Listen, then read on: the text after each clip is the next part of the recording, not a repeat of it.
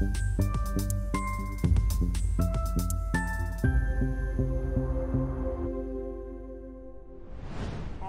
sziasztok, üdvözlök mindenkit, Nóra Kedi vagyok, és most random egy táncórát tartottunk itt az edzőteremben.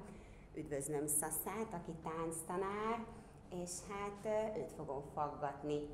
Szia Szasza, köszönöm szépen, hogy eljöttél. Hát az első kérdésem az, hogy ki vagy, mi vagy, hol találkozhatunk veled.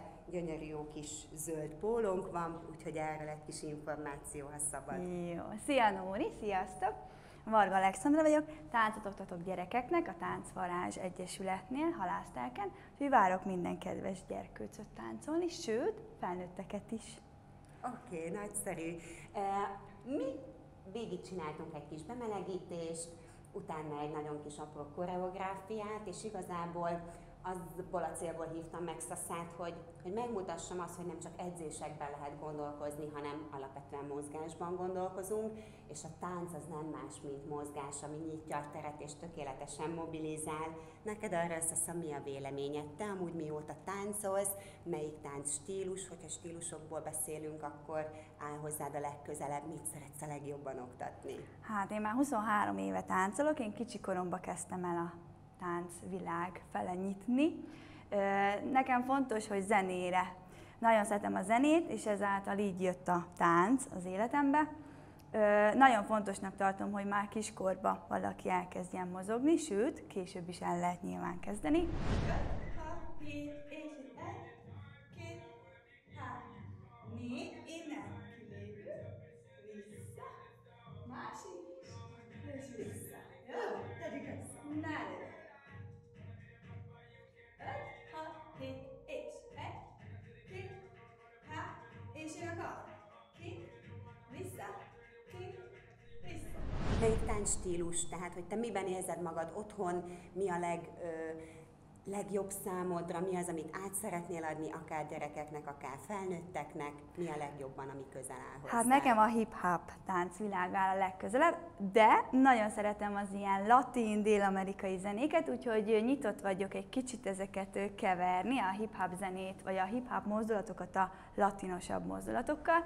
A legfontosabb, amit én nagyon-nagyon szeretek, az a raga órák. Igen, a nagyobbaknak már efele szoktam menni, de a kicsiknek inkább még az alap hip-hopokat szoktam tanítani. És hogy néz ki nálad egy óra? Mit kell róla tudni? Az óra menete az úgy néz ki, hogy bemelegítünk először tetőtől talpig, utána veszünk alaplépéseket, majd koreográfiát tanulunk, és utána lenyújtjuk ezeket. Wow! Tehát, hogy így igazából akár tánc, akár edzés, akár mozgás, láthattátok már akár az előző vendégemet is, hogy a lényeg az, hogy mozogjunk, tehát az ember mozgásra született, és akár ezt a táncban is megtalálhatod és kifejezheted benne magadat. És ki, és vissza, ki, és vissza. Szúr, vissza, szúr. Már gyorsan ez a picit. Aha, jó. Innen lépjünk ide ki, összeszedjük a cukorkákat, mit szólsz? Csere? Másik oldal. Összeszedett cukorka vissza.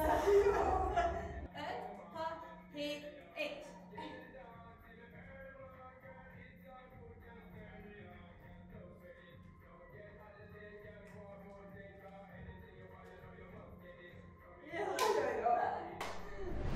Amúgy mennyire foglalkoztok ti így az Egyesületen belül, hogyha Egyesületről beszélünk, a versenyeztetéssel? Vannak olyan gyerekek, akik kimagaslóan jók mondjuk valamelyik táncstílusban, ezeknek biztosítotok a lehetőséget, hogy tovább lépjenek, illetve mivel csapatsportról, hip-hop csapatsportról van szó, és ugye táncról, indulni szoktatok-e valami?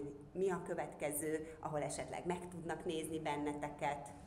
Igen, mindenkinek adunk lehetőséget.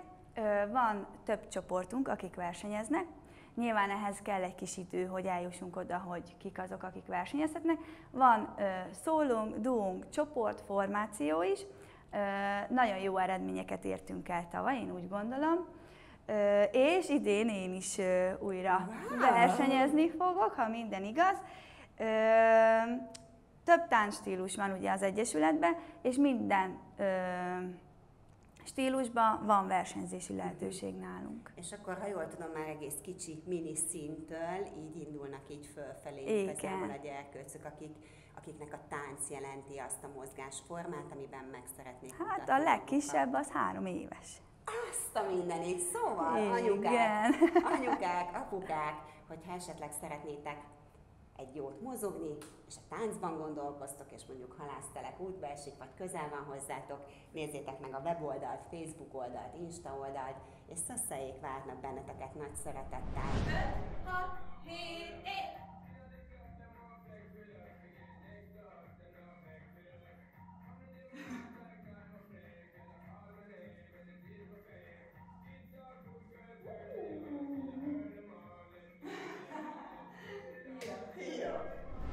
Na, hát akkor most egy pár szó így azzal kapcsolatosan, hogy nagyon jól nézel ki. Ez így alapvetően a táncnak köszönhető, és az, hogy a mozgás a mindennapjaid része, vagy ezen túlmenően azért ez diétában vagy bármiben megnyilvánul, vannak-e bármilyen keretek, amihez így tartod magad a mindennapi életben?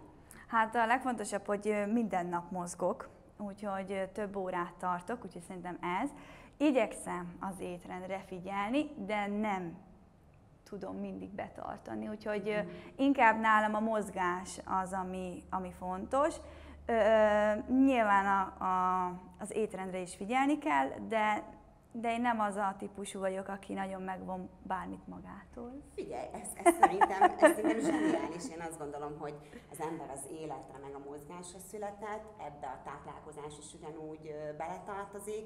Igazából én ebben a kis monológban csak arra hívnám fel a figyelmet, hogy alapvetően a mértéken van a hangsúly, a mértékletességben, és egy kis figyelem. Most nem akarom azt papolni, hogy amit megeszel, azzá válsz, de hogy nem feltétlenül van arra szükség, hogy a fogaink mindig rágjanak, hogy a szánkban mindig legyen valami, hogyha valami probléma vagy stressz helyzet ér minket, akkor egyből a kajához nyúljunk, hanem lehet ezt a mozgásban is kiélni, és hogyha stresszesek vagyunk, vagy úgy gondoljuk, hogy alapvetően bármiben lesz szeretnénk ezt vezetni, akkor válasszuk inkább a mozgást talán az étkezés helyett. Szerintem. Hát Szasza, nagyon szépen köszönöm, hogy itt voltál. Én köszönöm a lehetőséget. Van-e bármi, amit még így szívesen hozzáfűznél, vagy elmondanál magadról? Nincs, de bármi kérdés van, arra szívesen válaszolok. Jó, hát akkor ha Szaszához bármiféle kérdésetek lenne, akkor kommentben ezt megtehetitek itt a videóbejegyzés alatt, úgyhogy köszönöm szépen, hogy időt, energiát szántatok a videó megtekintésére. Találkozunk legközelebb. Sziasztok!